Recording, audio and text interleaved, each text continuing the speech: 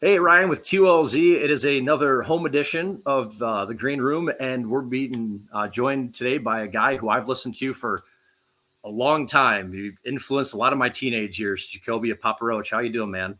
What's up? What's good, Ryan? It's good to be chatting with you, man. Yeah, it's nice to meet you, and it's funny because you guys, Stained, Foo Fighters, Linkin Park, Godsmack, Disturbed, all these bands from late '90s into the early 2000s took over radio, and it's happening again right now. Like I don't know how much you follow all the bands that are releasing singles because you guys have been on the other side of the world touring the last couple of weeks. But is it wild to you that it almost seems like it's like an early 2000s family reunion here on the on Active Rock Radio? Oh, it's a vibe, man. I dig it, dude. It was a strong era of music. It really was a great time for us to come through and present ourselves to the world. It was like new metal had just so many different kind of facets and Yeah, styles. It was all like, oh, it's new metal, but it's like we didn't sound like Disturbed, and you know what yeah. I'm saying? Or Disturbed didn't sound like Deftones, or Mhm. Incubus didn't sound like Corn. Everybody sounded so different, but it was just kind of a melting pot of, all right, you like heavy music and you want to fuse it with something else and make Mhm. something new. Like it was a dope time, dude, and it's cool to see a resurgence in it. Yeah, and you're seeing some bands out there now that are influenced about it. I don't know if you want to give a shout out to your guys out in Australia of Ocean Grove Oh yeah, homies in Ocean Grove, man. I hear some of that early that are now 2000s. that are all influenced by you guys. Oh, it trips me out, man. It really does. It It's blows me pretty, away. yeah, it's awesome. I love it. You guys are in Vegas this weekend, Sick World Festival, where it's again a lot of the new metal, and again that's Oh coming up yeah, here in a couple days. yeah, man. That's gonna be like a freaking family reunion, a Mhm. dysfunctional family reunion. It's cool though, man. There's some bands on that bill I really like to see. I got to go see the Deftones, man. Mhm. Now you guys are playing at like 2 in the afternoon. Like when's the That's, last time you guys played at 2 in the afternoon? I looked at the lineup and I'm trying to figure it out because the times are yeah, like flipped around and I'm people are like, like, this isn't how times are usually at. Man, when's the last time you guys played at 2 in the afternoon? Is God, it cool to hit that early? I can't remember, and no, it blows going on that early. But it's like we got an offer we couldn't. They gave us an offer we couldn't refuse. We're Mhm. like, all right, cool, we'll pull up and do that slot, dude. I'm good with it. Yeah. Um, yeah, but definitely an early slot. I was looking at the billing and I'm like, dude, it seems like we're a little bit low. Is there somebody who's got an axe to grind with us, or they got some ego shit going on, or maybe I'm the one with the ego. I don't Yeah. know. Or maybe I'm just the one with the fucking track record. You know what I mean? Yeah. I That's love all. it. Yeah. I was like, because every once in a while you see that pop up and it's like, is this a misprint or what's going on here? But no, I was like, Oh, man, you guys haven't played that early in a long time. that's the same exact thing we thought Yeah. when our management sent it. I was all, is this a misprint or what the what? Mhm. They're like, no, this is actually what they want. I'm like, okay. But we're gonna, dude, honestly, like really and truly, it's like we're gonna pull up and go rip in front of thousands of people, Yeah. and it is gonna go off. That's it, straight up, no chaser. You know what I'm saying? So it's like Yeah. we'll get them while they're fresh in the day, dude. And you know what I mean? Just getting that early buzz on, dude. And we're Yep. gonna rip it, man. So I'm stoked. Yeah, we're warming you up for the next 8, 9 hours. I love it. Now, you guys, your social media has been so much fun, especially here over the last probably like month or two. You guys have done carpool karaoke. You Oh yeah. guys you guys have recreated, the last resort video in pizza places, Oh just yeah. invading pizza places. We got people getting engaged at your guys' shows, man. So, kind of where the carpool karaoke idea come from, and just really doing these awesome things for the fans. Oh, I mean, we straight lifted that from I think it was like James Corden does the Mhm. carpool karaoke thing, and we are like, well, dude, let's just do our own version. Like James Corden's not going to have us on his show. Let's just have our own show here. You know what I mean? And so we really just kind of look around out in pop culture and see like different ways to connect with our fans and engage with our fans. Because we know that I mean that's what this is about, right? Like this music is about the connection and with us and our people. And so to do the carpool karaoke thing, it's like to surprise a couple fans, like you saw it on the Mhm. post. It's like they're Yeah. just like, "Oh my god!" They're freaking out, and it's like that that brightens my day straight up. You know Mhm. what I mean? Moments like that, those are like the bright spots for me. And our social media, we got a great team. honestly, it's like the band, our management, and then two guys, Kenny and Bryson, and we do conference calls similar to this type of thing, and we Yeah. just brainstorm ideas on what we can do, and then we go achieve them. And then some of them we hit the mark, and some of them we totally miss the mark, and then some of them they pitch at me, and I'm like, hell no, way too much cringe, can't do it. You know what I mean? Like there's a line, right? Yeah. Yeah, the carpool karaoke, I mean, it's been great though, because I think the guy I saw yesterday, he sang Kill the Noise with you guys, and he's like, yeah, this guy thinks he's getting upgraded to floor seats. And it's like, you've gone from floor seats to being right in a vehicle with you guys. I would imagine these people are pretty blown away when they come and sit inside. Oh, they're freaking stoked, man. Yeah. And that's what it's about, man. Especially, this day and age, man, where some people could really use some smiles on their faces. Yeah. It's like if we could provide that, that's like, that's an awesome thing. Especially on social media. Because dude, it could be a doom scroller, man. I'm like, I gotta put this thing down, like this thing right here. Mm-hmm. I gotta put this thing down. It's just like, it's too much sometimes. I have to create that like healthy balance, and I put timer limits on my shit now. Okay. Like, you know what I mean? I'm That's like, a good idea. Yeah, and then sometimes I ignore the time limit, and then I'm like, I suck. Just I got too wrapped up in people arguing on Twitter. I just got too wrapped up in it. Yeah, you know what I'm saying? It's like, I can't do it. I got to calm my nerves.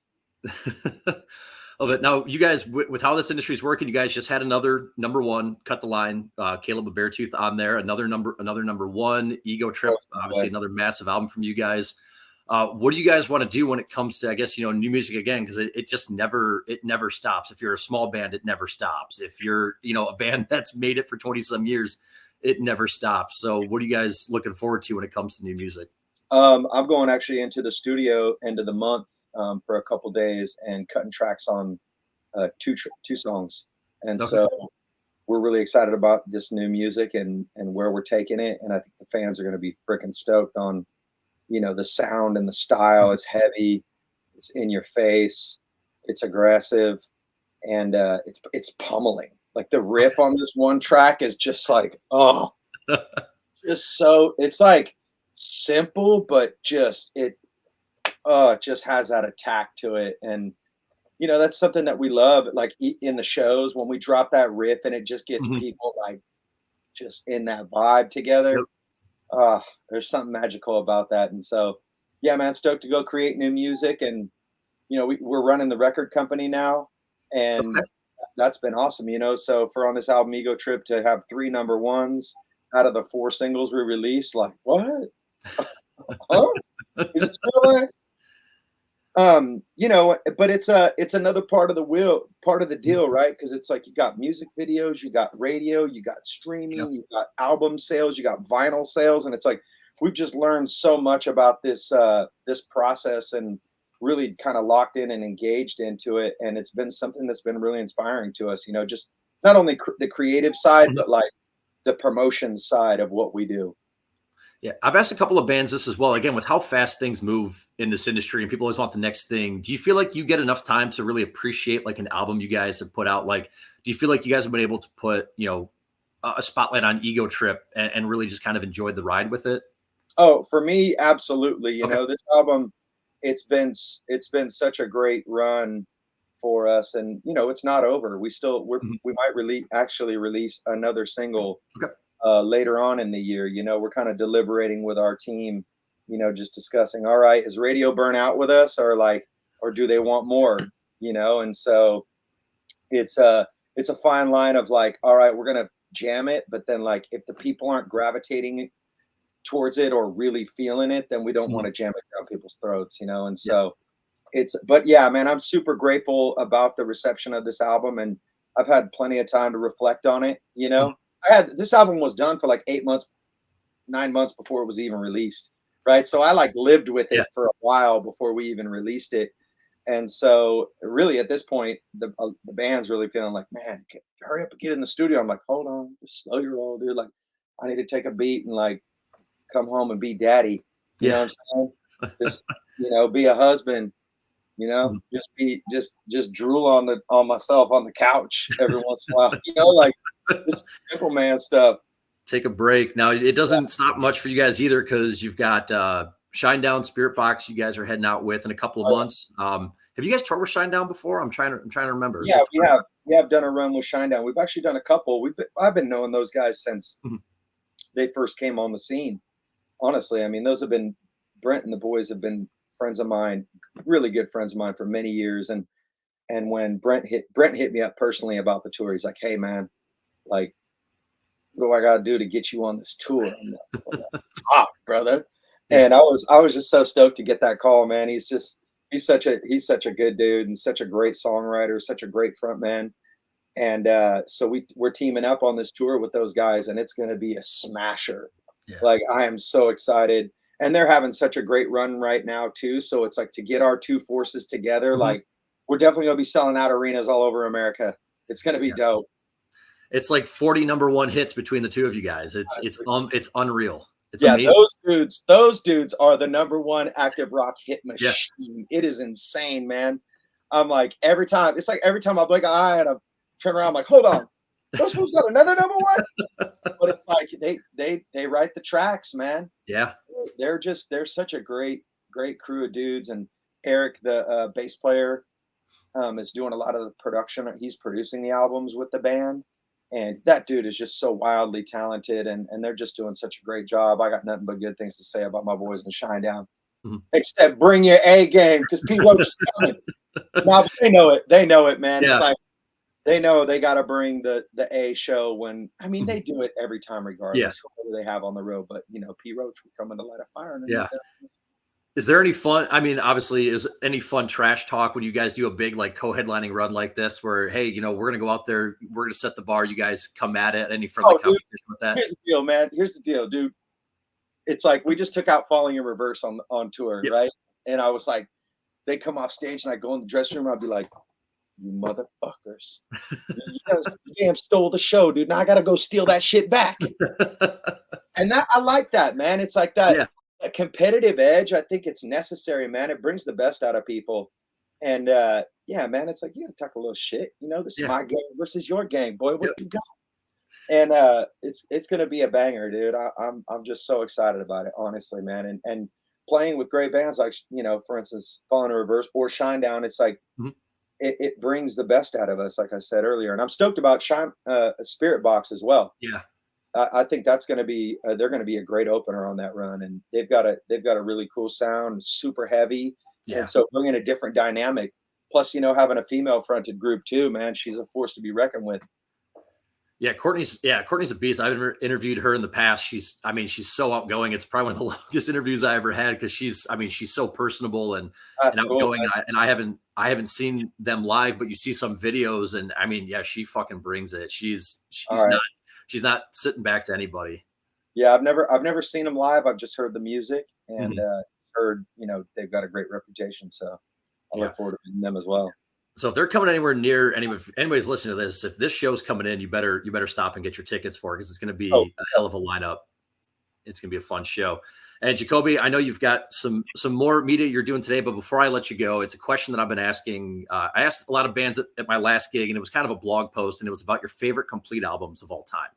The records from start to finish that you don't skip any songs on, and been asking bands this over the last probably 3 weeks. And it's been a lot of fun, because everybody's a little, there's some bands that obviously, a lot of Alice in Chains and Tool, but there's always some outliers on there as well. So a few of your favorite complete albums of all time. Oh man, like, first and foremost, Blood Sugar Sex Magic by the Red Hot Chili Peppers. That one was just like, for me, in that era of music and that time in my life, it spoke to my heart, man. The way that they just because they really found this different groove in that album. And I love watching the documentary of the making of the record when they did it in the Houdini Mansion. Okay. And that was just super inspiring. Love that album. Another one. Actually, this album by Turnstile, Glow On, is another one for me that's like, it blows my mind, man. Every time I listen to it, I pick out something new about it that I like, and I love the lyrics on this record. Okay. I love the riffs. I love the simplicity of like the East Coast hardcore banger riff mixed with this these Latin rhythms. Okay. That shit bugs me out, man. Another album that's start to finish a classic, 36 Chambers, Wu-Tang Clan. Okay. That one is just like, period. You know, it's not a rock record, but it rocks. Period. Yeah. It's one of the most inspiring pieces of hip hop I believe that's ever been written. Okay. And it really just took me on a journey. You know, I'd say rounding it out, you know, for an album that is front to back, no skip, Led Zeppelin 2. Okay. I think that one for me, like, I remember I had a cassette player back in the day, and my stepdad was so sick of me listening to Poison. Stop, this is trash. I'm like, these guys are sick, Dad. You don't know. And he's like, he gave me this Led Zeppelin 2 cassette. And Okay. we went on a camping trip. And I wore this thing out, dude. I literally played it one side, and as soon as it was done, I flipped it over, played that side. As soon as it was done, I repeated this for like probably a week straight. Like, I was just, my mind was absolutely blown. My stepdad was like, see, I told you. There's stuff that's like up here, son. Like, this is the real rock and roll. And so yeah. Led Zeppelin 2, dude, just a classic. Awesome. Well, dude, you're all over the place on that. That's why I love asking this question, because I think you've pretty much hit like almost every decade. We've got Poison thrown in there too, so I think we hit every decade for you. Open up and say Oz. Come on, dude, look what the cat dragged in. Come on, what? Yep. I love it. So it's been so much fun asking this question. We've had like, you know, some outliers of like Dave Matthews and John Connolly of Seven Dust. Previously was like Alanis Morissette, Jagged Little Pill. Like after, you know, Master of Puppets, he had like Master of Puppets, and it was like Alanis, and I'm like, this is why I'm asking this question, because everybody, we do a bunch of 90s here on QLZ, and one of our listeners messaged in, was like, what the hell am I hearing Alanis Morissette for? I said, fun fact, John Connolly of Seven Dust loves her. And he's like, oh, okay, well, I guess I'm out of line then. All right, well, check it out. Here it is. So, no, it's been fun. So, Jacoby, thank you so much for the time, man. Enjoy the Sick World lineup this weekend. You guys are hitting the road again here in a couple of months. And, of course, a bunch of new music on the way as always. So, appreciate the time, man. Absolutely, Ryan, man. Great chatting with you, dude. And I look forward to seeing you out there on the road, bro.